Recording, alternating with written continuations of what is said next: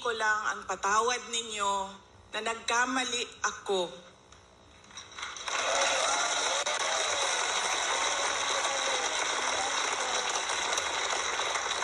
Nagkamali ako sa paghingi ng tulong at suporta niyo para kay Pangulong Bongbong Marcos.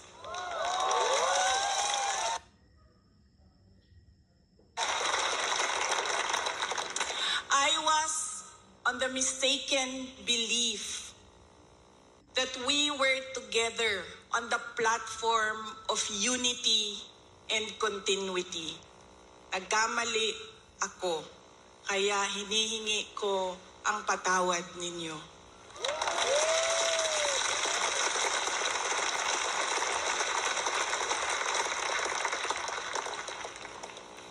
You know, this has been going on for 9 days. Ang assault sa inyong Kingdom Nation. At I could not come earlier dahil meron ding atake sa opisina ng pangalawang Pangulo. At hindi ko maiwanan ang aking mga kasamahan doon sa Office of the Vice President. But always remember na wala man ako sa mga masasayang araw ninyo, pero nandito ako lagi sa inyong kalungkutan. I will always be with you in your darkness. Bago ako pumunta dito, doon sa Manila, sinabihan ako, huwag kang lumapit sa KOJC dahil talo ka dyan. Kalaban mo administrasyon, kalaban mo dayuhan na superpower. Sabi ko sa taong nagsabi sa akin noon, walang contest, hindi ako matatalo. Walang kompetisyon. Bakit ako matatalo? There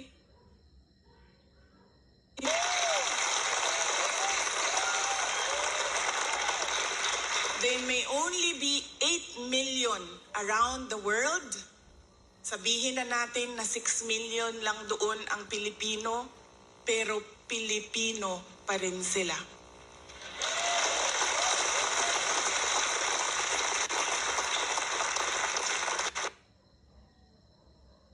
Gigorgo. Noong ako ay naging Vice President, isa sa lagi na problema natin, hindi lang dito sa Davao City, but sa iba't ibang lugar ng Pilipinas, ay ang disaster response. So nung ako ay umupo, in-institutionalize namin ang Disaster Operations Center ng Office of the Vice President. Ang aming paghahanda ay disaster response. Pinaghandaan namin ang baha, pinaghandaan namin ang namin ang earthquake, lahat ng maisip mo na kalamidad, pinaghandaan namin. Pero, nasabi ko doon sa mga kasamahan ko sa Office of the Vice President, we have not prepared for a crisis such as the kingdom of Jesus Christ. So anong sabi ng libro natin dyan sa Disaster Operations Center? Ano ang dapat nating gawin sa krisis at disaster na ito? Lahat sila walang masagot. Kahit ako matagal, ako nag-isip kung ano ba ang response namin. Because this is a crisis. It is a disaster. And ano dapat ang tugon ng Office of the Vice President? At isa lang ang naisip ko. Sabi ko, as Vice President and as a Dabawenyo, I will be there to comfort them.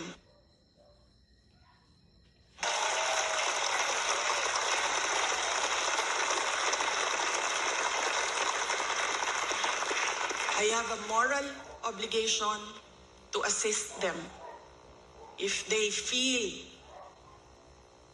that they are persecuted. Kahit kukunti lang sila, trabaho ko yan bilang pangalawang Pangulo.